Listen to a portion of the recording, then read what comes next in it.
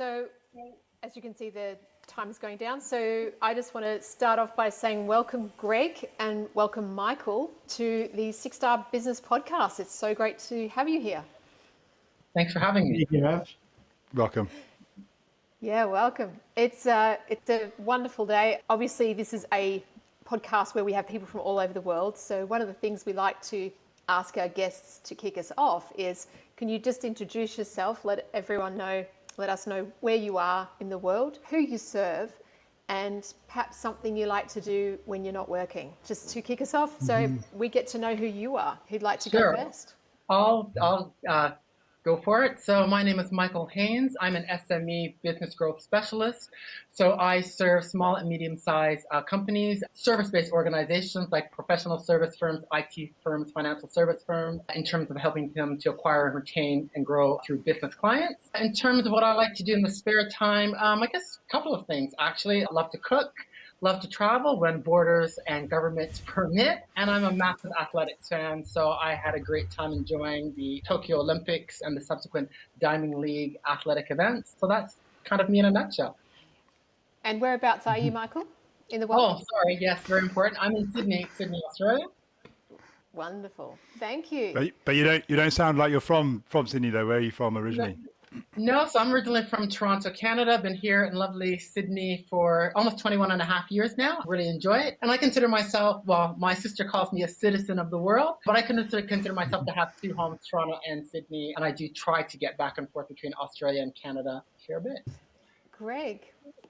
Yes, thank you. Yes, my name's Greg Roworth, as you can probably see, and I'm from Melbourne, Australia. And I serve owners of small and medium-sized professional service firms, helping them create a practice that they could sell. And one of the main areas I get involved with is probably the biggest challenge that most people in professional services have, and that's how to attract more premium level clients consistently and predictably. And I have a foundational program that I call the Strategic Authority Marketing Program, that helps people really understand, who they serve more clearly and how to position themselves as the authority in their market, and then how to build an attraction system that attracts more premium clients for them. Fantastic. And what do you do? What do you like doing when you're not doing all of that? What do I like doing? Oh, yes. Yeah, well, I'm a bit of a sports nut as well. So I'm coming up to cricket season. So I'll be not playing cricket these days, but watching a bit of cricket on the TV. And during the winter, it's AFL for me, Australian football. But I was watching some soccer last night with the Australian girls playing against Brazil. So if there's sport on, you probably have a hard time dragging me away from it. Is there such a thing as an Australian that isn't a sports nut? I thought you were all just completely sports mad. Well, I've met a few who aren't, but I think they're in the minority. Yeah, for sure. So what would be really lovely to hear, perhaps, Michael, if you want to share, can you tell us a bit about your journey and what's brought you to this place? Sure. So my journey is very much, I started off in big corporate land. So I've always been involved in working with organizations in terms of helping them to develop and implement customer-driven strategies and programs. Always been a bit of a hybrid, working across, strategic marketing, business strategy, your customer insights and research teams, and was working with the likes of Commonwealth Bank, Accenture. My last corporate role was at Telstra Wholesale, working as a head of customer research and analysis. That's where I got into the B2B space. In that particular role, I really loved that role in particular, really loved what I was doing, but really learning how to be helping organizations to really be truly customer driven. So going from insight right through not just to strategies, but actually action plans and execution. Loved the work, Adeline. However, the whole big corporate scene really just didn't rub right with me for a number of reasons. And I also come from a family where there are a lot of entrepreneurs. My sister has her own law practice in Canada. My cousin has her own business doing home renovations. Her husband has his own construction business. So there was always kind of that itch for me to kind of be able to do my own thing on my own terms and be able to do that internationally. So in 2010, I was offered an opportunity to move into the top talent corporate program to become an exec. Couldn't think of anything worse. And I said, no, I'm going to go to South America for 6 months. I'll volunteer, learn Spanish, work with kids. And then when I come back, I'm going to set up my own shop, which I've been doing ever since 2011, working with small and medium-sized businesses. We're really good at working in the business and doing what they do, really helping them to take advantages of the opportunities that exist, particularly in a B2B context, because I really believe there's lots of opportunity for our peeps of small and medium-sized businesses if they really know how to, if they understand and know how to navigate the world of B2B. And that's where I've been ever since April 2011 and loving it. Brilliant. So I've got a question. When you were in South America working with children, did you know at that point what you were going to do, or were you allowing that space to bring the magic in to figure it out? Oh, see, well, I believe it all happened rather last minute, because the trip to South America originally I was supposed to go to Ecuador first to work with kids. And then I was in Toronto at the time celebrating a milestone birthday, the 40th. And I got this call from the volunteer agency to say, oh, have you heard? Borders are shut in Ecuador. We need to send you somewhere else. Where do you want to go in South America? I said, I don't care where I go, as long as it's working with kids. So they sent me literally 48 hours before getting on the plane. They sent me to Peru, to Lima, and to work in an indigenous community center after school program. And so it all kind of got set up on the fly, very last minute, but ended up being one of the most fantastic experiences that I had. Yeah, really enjoyed it. It was really, really good. Lots of fun. Great. And what about you, Greg? What's your story? Well, it's a long one. After leaving school, I started work as a trainee accountant, and I did that for a few years until I had a friend who was involved in an irrigation business, and he encouraged me to come and work for him. So I went from working in an office to working out in people's backyards and front yards, digging trenches and installing sprinkler systems. So it ended up that I left his business and set up working on my own in my own business, which I ended up running for 12 years before I sold it. But along the way in that business, about 4 years in, I nearly went broke.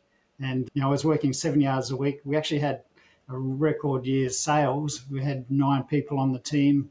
So I'd grown, reasonable sized business, but I really had no idea how to manage people, how to manage costs and manage productivity and any of that. So I went to my accountant for help when the crunch came, and unfortunately he could only give me theory, and that was, I tell that because it's really that was the seed for what I'm doing now, because I eventually did turn that business around, and to the point where towards the end I had people coming to me asking for advice about how to run their businesses better. So I enjoyed those conversations and thought, well, maybe I should get involved in consulting and coaching. So I set about selling the business and went to work as a consultant. Didn't really like the consulting models that were around, and I went back and completed my accounting degree during that time as well. So I ended up leaving that consulting practice after about 4 years and set up on my own.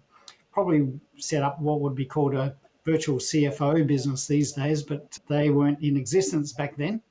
But that business evolved into a purely more of a hybrid of coaching and consulting. So along the way since then, I've ended up starting, growing and selling three professional service firms. And when I sold my last one in 2017, someone suggested to me that, a lot of professional service people, if they're working in their own business, often don't actually have a business that they can sell. And you've done it 3 times, so maybe you'd be able to teach other people how to do that. So I thought, oh, that's not a bad idea. I'm not ready for retirement.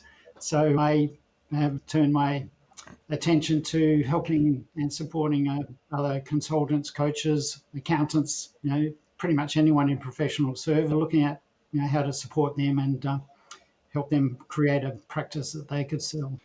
That's an incredible amount of experience across Michael and Greg, across both of you. Michael, you've been a small business owner for 20 odd years. Greg, you've bought and sold more businesses than I've had hot dinners. So it sounds like tremendous experience. As you both look that that time in growing businesses, both successfully and unsuccessfully, Greg, you said the challenges that you faced. And as you look at that experience through the lens of being a 6-star business, what do you see? What lessons can you draw out? What does being 6-star mean to both of you? I think for me, being a 6-star is about, if I look back both of my own experience and that of the clients that I've been working with, I think a big part of it is around having the right people around you as your team. And I'll use that in a broad sense in terms of having advisors, mentors that can help you with those areas that you need to develop at, having good support staff to help you execute some of those admin activities or other key functions that you're not able to execute, having people that you can bounce ideas and getting good support as well. So a key to 6-star business is really having that team of advisors, mentors, and support system, and really recognizing that being part of a community and having a team is quite critical to being able to build and grow both the business and you yourself as a business owner and the business leader. I think that's something I've seen both from my own practice and also with SMEs that I've been working with. I guess for me, I've experienced a lot of businesses at all different levels, and I see a lot of potentially extraordinary businesses limited by the owner's inability to think outside the square and think outside their own personal experience. And on the other hand, I've seen businesses run by owners who think differently and who don't allow the problems and the limitations of normal life, or what we often complain about as business owners, things that often get in the way and make life difficult. People like Anita Roddick, for example, from The Body Shop, I think is a great example of someone who, in the title of her book, Business as Unusual, is a real example of how to break through the normal barriers and create an amazing business. And setting the standards, I think that other people are trying to emulate, but just trying to emulate what other businesses have done is really just playing catch up. So if you're trying to play catch up, other businesses are already moving ahead. So by the time you get to where they are, you're still behind. So I think for me, a 6-star business is run by people who see themselves creating something beyond the norm, beyond what's expected or what's what's existing today. So thinking what could be, and I think the biggest difference I see for any business owner in terms of the level of their success or otherwise is how they think. So to even think about being a 6-star business, I think you've got to open your mind and take the lid right off what is and what and think about what could be, and realizing that you can't do that on your own. No one who's created a successful business has ever done it on their own. They've had a team of supporters and often a team of people who've taken the business beyond what they could have. And so I think it's business is just an amazing landscape where everything is possible, and we've got artists running businesses who can paint that landscape in any way. I think to add to Greg's point, 6-star businesses, it's about having the right kind of team around you. It's about having the thinking, but it's also about actively seeking those other opportunities. And so I think a key to success is looking at other opportunities in other markets, other industries, getting that diversity of thought as well. So, looking at what has been done, in the other side of the world, in different industries, looking at what your customers are seeking, what they're needing. So I think having that outward look and that proactive outward research and investigation, I think is also a critical component to give you ideas, to stimulate the thinking, to help you to be innovative, to help you evolve and take your business to the next level, whatever that might be, which might be just new to your company, new for your industry, or on a much broader level. I think that's a key component of becoming a 6-star organization. Does that come from belief? And this probably is a question for both of you, because as I was hearing what Greg was saying, I'm thinking, well, does someone's mindset stop them from that? And then from what you were saying, Michael, does that come from a belief that you can go beyond? Like, if one doesn't already have the internal belief that they can, do you know what I'm trying to say here? Yeah. Can you talk to me? I personally believe that having a growth mindset, having that mindset where you're open to opportunity, open to doing new things, being somewhat of a risk taker is quite important, which you may have inherently within yourself. But also then again, I believe that's when it comes to having your team and your advisors around you. So if you don't necessarily have that your advisors and or your team might give you that little nudge there, softer or harder as required to say, look, if you want to, what's feasible, what's possible. So I think having that mindset, which you might have yourself, or it might need to be cultivated and developed through your advisor, through your team, through your coaches, is a key component in enabling you to take the necessary actions, decisions to become a 6-star organization is quite important. Did you have that yourself? I think I had it to a degree, but I also recognized early on as an independent consultant that you can work for yourself, but you can't work by yourself. And in order to go to the next level, you have to invest in terms of time, effort, and money to get the advisors and the support around you. And I think it's really once I really caught on, and if I'd caught on maybe 5 or 6 years earlier, would have been better to get a mentor and an advisor. That really helped kind of shift the dial and getting me to kind of break out of that limiting beliefs and that limited thinking to, okay, let's take the steps that we need to do to get where I could go. So I needed to have that nudge through having from my team, from my support network, which is a combination of my advisors. Plus, I also have family who are entrepreneurs, particularly my cousin's husband, who was like, Michael, anything is possible. I started my construction business from literally a couple $1,000s, and look at what I've been able to create. And he didn't have the MBA and all of those things. So again, I had it somewhat, but I think really having my support, my team, advisors and family members that really kind of gave me that push, that really helped me get in the right direction. Because once you have the right mindset, then the thinking happens, it leads to action, and then the momentum really starts. And you will start to see a shift in your business, your outlook, your energy levels.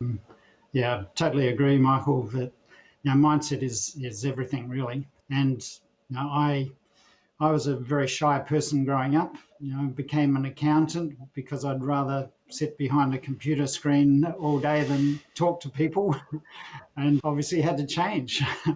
And I think, I knew very early on that if I didn't learn, didn't shift my mindset and shift my beliefs, but also shift my knowledge, then I would never be a success. I didn't know how to sell when I first started in business. I was almost in business by accident, and I, thought, I've got to get customers. What do I do? How do I sell? So I was on a very steep learning curve of actually how to start making sales. And well, as you can see, there's some books behind me that are just part of the number of books I've read. Most of those are on sales and marketing now, even though I'm an accountant and most of my business has been focused on building businesses and building systems and really focused on that more mechanical side of it. But now I'm running a business that's mainly focused on marketing, and I'm not a marketing consultant, but the knowledge I've gained because I've kept my mind open, and also had mentors, as Michael said. I still have mentors and advisors today that keep stretching my mind and keep me looking beyond my limited beliefs.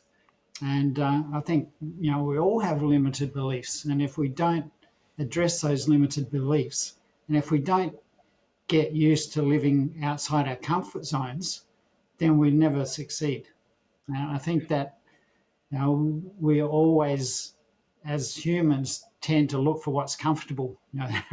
We want to be comfortable, and we don't like to be outside our comfort zones. But that's the first mindset we have to break as to be in business, is to get outside our comfort zones, because that's where success lies.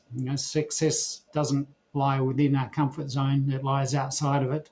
And if we want to be successful, then there's a much bigger world out there that we need to understand, and or at least begin to understand at least the beginnings of how to be successful in business. And we're still, I'm not sure about Michael, but I know the rest of us are running very small businesses comparatively with some of the larger businesses. But I've studied some of the world's iconic businesses like Nike and Microsoft, Starbucks, Anita Roddick's Business Body Shop. There's just a handful of iconic businesses that have become iconic, worldwide institutions now that were all started by people just like us on their own, or with a friend, often from home, with very little in financial resources behind them. So I look at those as inspirational businesses that, if they can do it, why not us? And, what did they do differently from the majority of people who struggle in their business and never really grow up beyond a handful of people? So, there are lots of lessons to learn from those iconic business owners who started those businesses. And I'm sure they were really no different to us when they started those businesses. They didn't have the skills, they didn't have the knowledge, they didn't have the capabilities of who they were when they became, the leader of the multinational business. They were a small business owner who had to change their beliefs and gain the knowledge, gain the skills. And I'm sure they focus more on doing those things than even running their business to be able to run their business successfully at that level. I think just to add to that, I think it's a couple of things just to add to Greg's comment. The whole growth mindset is something you continually have to work on. I use the analogy, it's the same thing like going to the gym. To keep your body fit, you have to keep going to the gym and working out. With that growth mindset, being in that zone to be risk-taking, to get out of your comfort zone, you constantly have to be working on and developing that. I like to do so through regularly reading books, reading lots of podcasts, listening to people who are, all about helping you to get in that zone, stay in that zone. And then the whole continuous learning and continuous improvement, constantly building your knowledge, your skills, and taking those opportunities which are going to put you out of your comfort zone, but can take both your business and or you to the next levels where you need to go. Sometimes you just have to just jump in and say, yes, I'll do it, and then figure it out. I remember my first speaking opportunity. Someone asked me to speak at their conference, to be the first person to be the keynote. I'd never done a keynote before, but it was like, well, I sort of have to kind of do this if I'm going to take the business to where I want to go, if I want to position myself as being the expert in the SME space. So I said yes, jumped in and doing it because, CEO said, Michael, you want a keynote. I want you a keynote. You got to do it. So you say yes, you do it. And then you figure it out, and you get through it, you do it, and you often succeed, as I did, and quite well. But it comes back to constantly working on that growth mindset, constantly learning, developing your skills, and taking those opportunities which are coming to you, and really focusing on what's feasible, what's possible for you and or your. I think there's something that's been coming more and more real to me, and more apparent as I work with a number of my clients, and seeing them becoming very successful in what they do. And that hasn't come about by something they did that changed things overnight. It came about by disciplined application of fundamental practices that they've had to apply day in, day out for months, years. So often I think there's an attitude these days that's, and we get caught up with the bright, shiny objects of new trends and new things that come out in business, and, we jump on it. This is going to solve all my problems and, give me the success I've been looking for. But, I've been a victim of many of those things over the years. I've been around long enough to, live through those and survive them. But, what I see coming back, the real success comes from disciplined application of the right things in the right time and in the right way, and having a fundamental focus on giving and supporting people to add value and create value for people. When you're in business for yourself, trying to make a living and making it all about you, it tends to be very limited, or there's a limited scope in how far you can go with that. I mean, who really wants to support you to make you rich? Maybe your mum, maybe your wife or your kids, but not too many other people. So, ultimately to really succeed in business, you've got to have something that other people are willing to support and get behind you, because the value in that itself is worth supporting. And when you can have a business that everyone wants to succeed, how can you fail? So to me, the successful formula for business is, looking at what creates value for your customers and your community, and how can you grow a base of loyal supporters who get behind you to support you to do that. And that comes about by just doing the basics well, getting down and just fundamentally grinding it out sometimes when it's tough, getting through those hard times like I did, when I nearly went broke, getting through those hard times when I had to learn how to sell. There's no easy answers. There's no easy button in looking for success in business. Really good. Having said that, there's no, there is a tried and true formula if you do the right things and do the fundamental things well.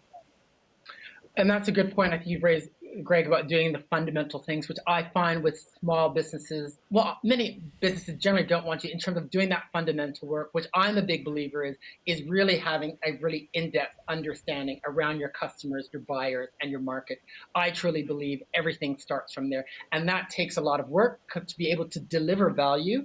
The expectations, whether it be consumers or business customers, is much higher now. So to really understand how you're going to be able to deliver value, you have to spend the time to do the work, to do that research, to talk to your customers, prospects, to do that research, to understand what's going on in your industries, in those markets you currently want to serve. That takes a fair bit amount of work of thinking, researching, and coming up with ideas, which often I'm finding with many SMEs, they just want to jump to, what's going to be delivering value for them. I've been getting lots of inquiries, for example, the past while. Well, Michael, I want to get recurring revenue because, I want to smooth out cash flow. I want recurring revenue.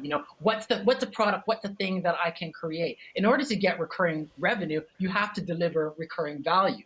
Therefore, you need to understand with depth, with specificity, what do your customers value and are willing to pay for and that will want on a recurring basis? You need to figure those things out. You need to talk to your customers and really listen.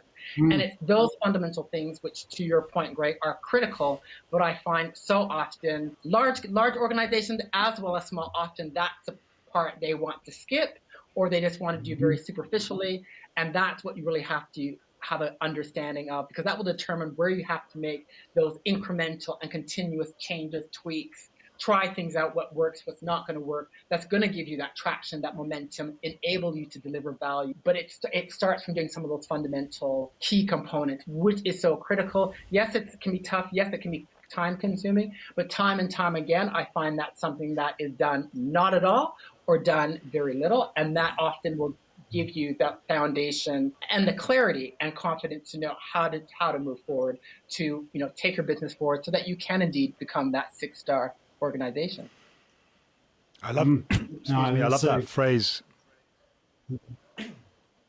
I love that phrase, Greg, the disciplined application of fundamental practices. But when you said there's no easy button, reflecting back on that, every single one of those words to a small business owner is hard. Discipline, oh God. Application, well, that sounds like work. I've got to apply stuff. Fundamental, I don't want the basics. I want the exciting stuff, the flashy stuff. The flash, yeah.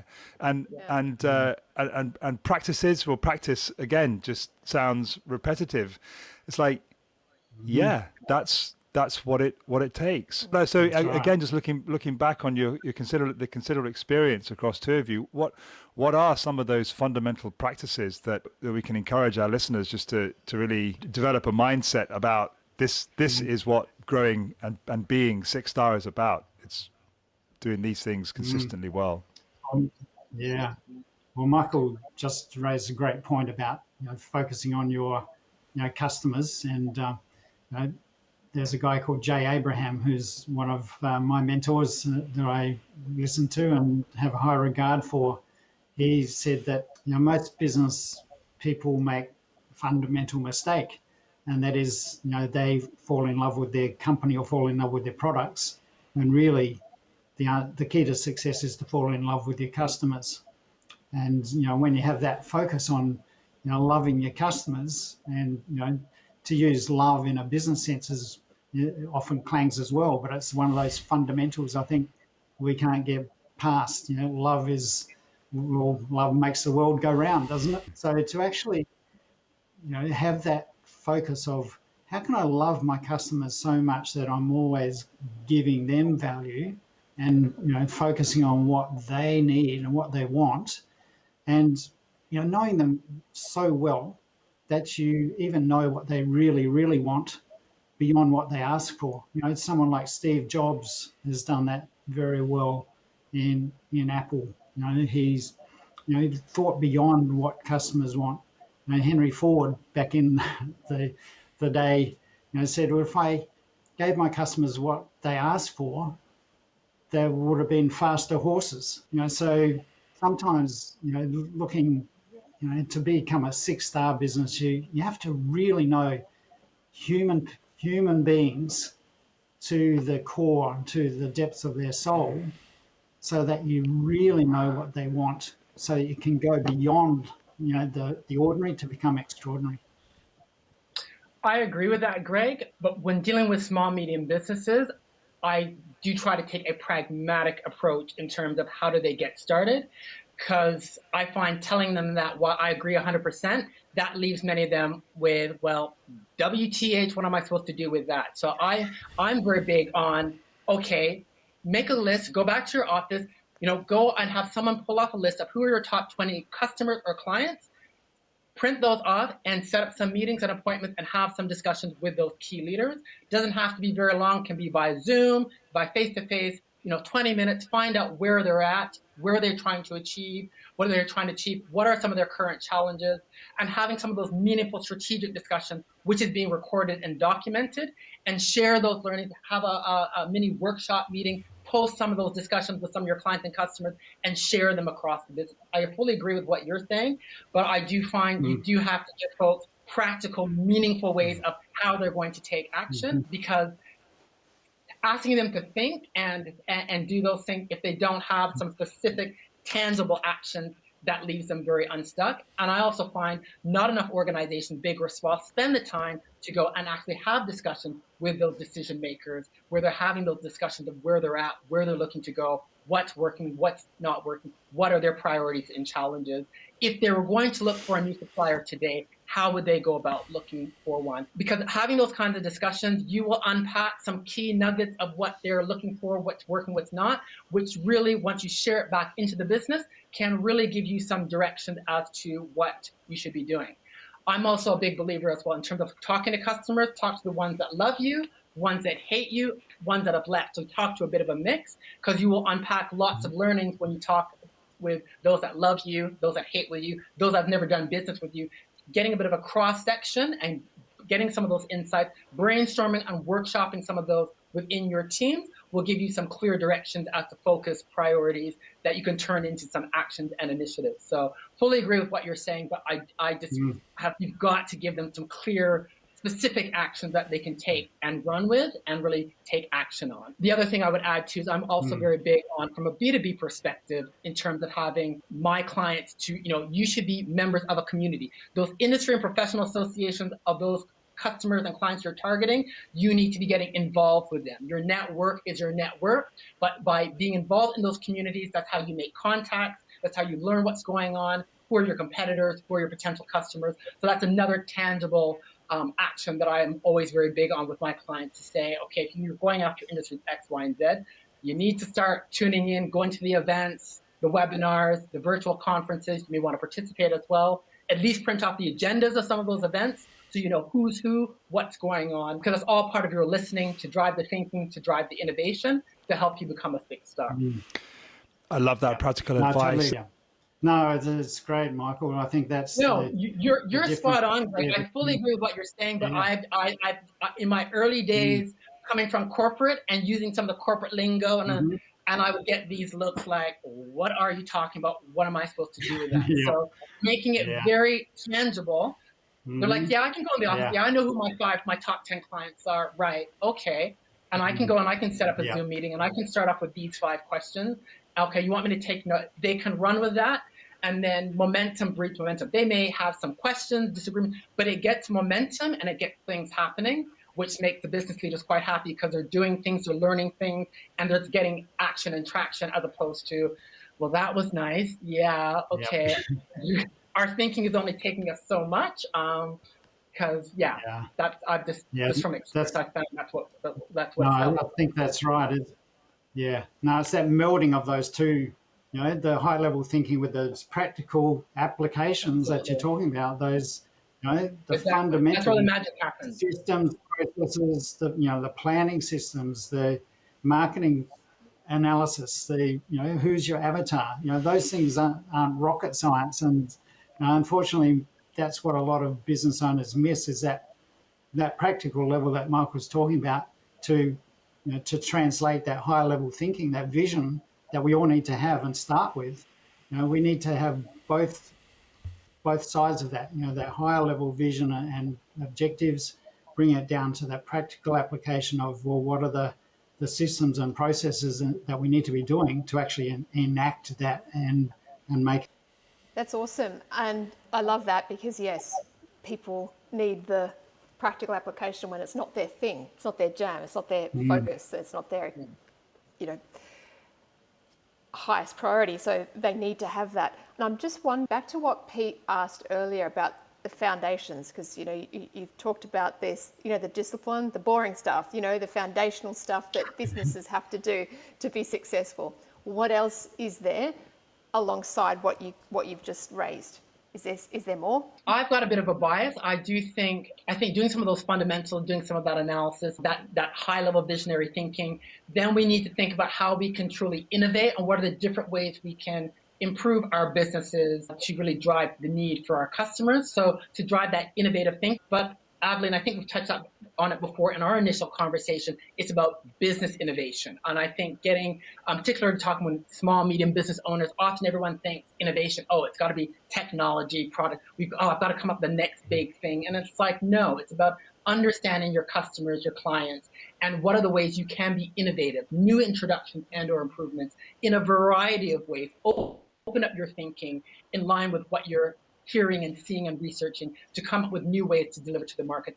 Taking a business innovation approach, that is the key to becoming a 6-star business. That is the key to becoming a high growth business. So growth mindset, doing the fundamentals, creative thinking, innovative thinking, that is business innovation. So looking across the organization, products, services, your organization, processes and systems, your marketing, how can we improve and provide new ways, improvements, new ways of doing things across all the various elements in line with the clients and customers you currently serve and seek to serve. That business innovation thinking and action is quite critical to becoming a 6-star, I believe, as well. Yeah, that's all true, right? And just to add to that, I think you asked a very important question earlier, Evelyn, about all the boring stuff, the hard stuff, all those things that I talked about.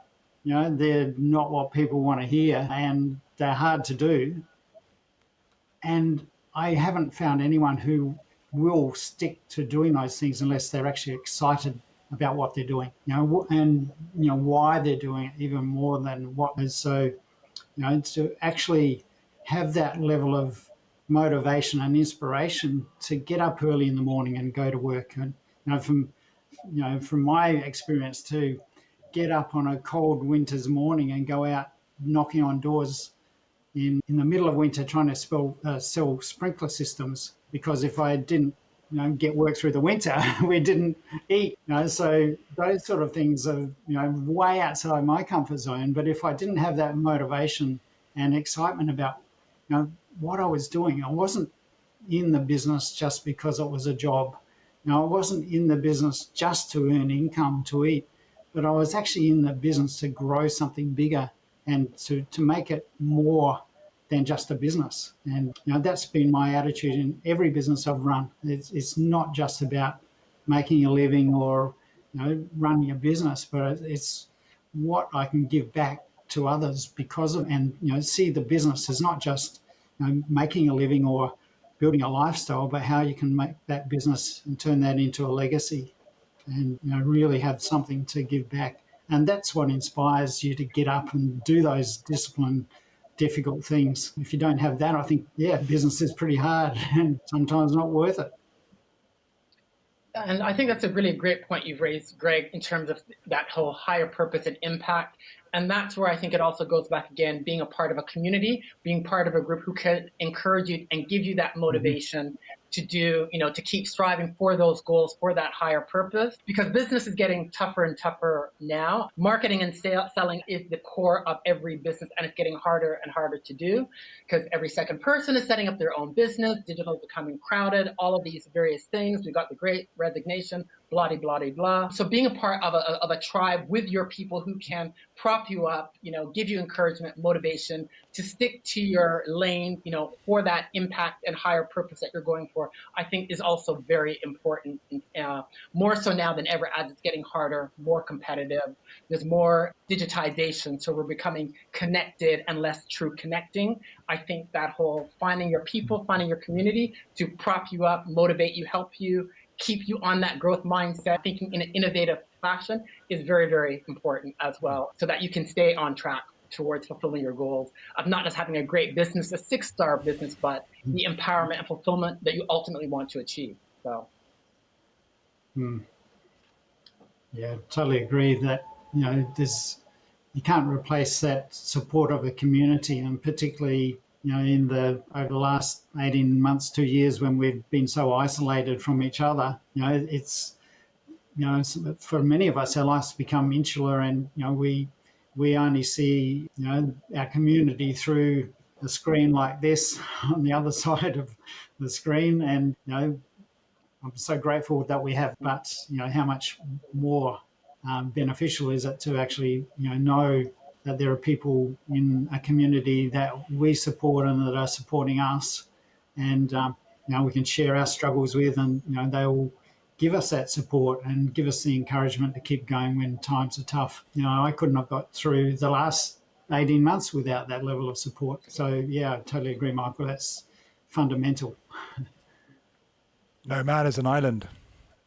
No. Unto himself. Nope. No.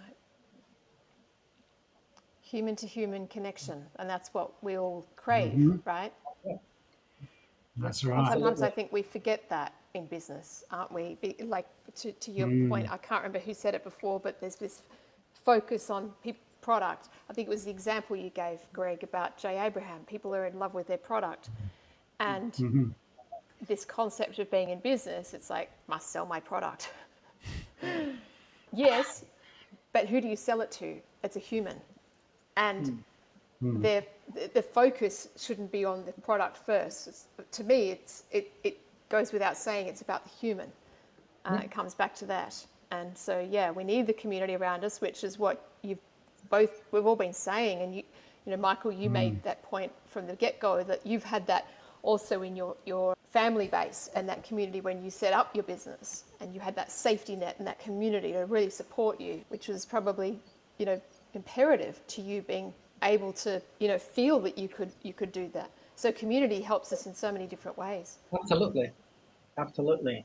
Because as we all know, the entrepreneurial journey, while it's a great one, it's not an easy one. There's ups and downs, and there's, you try things that the experts say and it doesn't work in terms of how it works for your business, your market, and everything takes longer than what it takes, and you really have to make more of an effort. And so it's so important to have that support to help you navigate through the frustrations and the challenges that you're going to have undoubtedly on your entrepreneurial journey, because even as things are going well and as you're growing and evolving and going to the next stage, new challenges, new problems come up. And so I wouldn't trade it for anything, but it is not without its challenges. So having your support network, your people behind you is so critical to help keep you on track and keep you going. Anyone tuning into this podcast that doesn't have a business might well be put off with what we've just been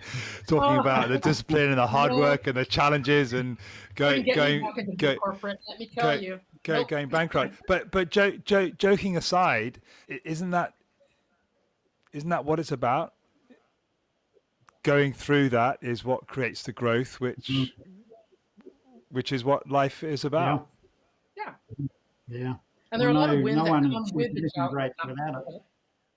Yeah, There are a no lot one of achieved anything great without going through those hardships and doing whatever it is in life. And a top sports person has to again do the disciplined things every day. It's not easy to succeed, and so thinking about going into business because it's sounds like a great lifestyle, and we can look at people who've made it and are rich and famous and aspire to be like them. But if we don't actually understand the reality of what they had to do to achieve that, then we are going in with rose-colored glasses, and probably listening to this podcast is a good idea to make sure they're going in with the right understanding.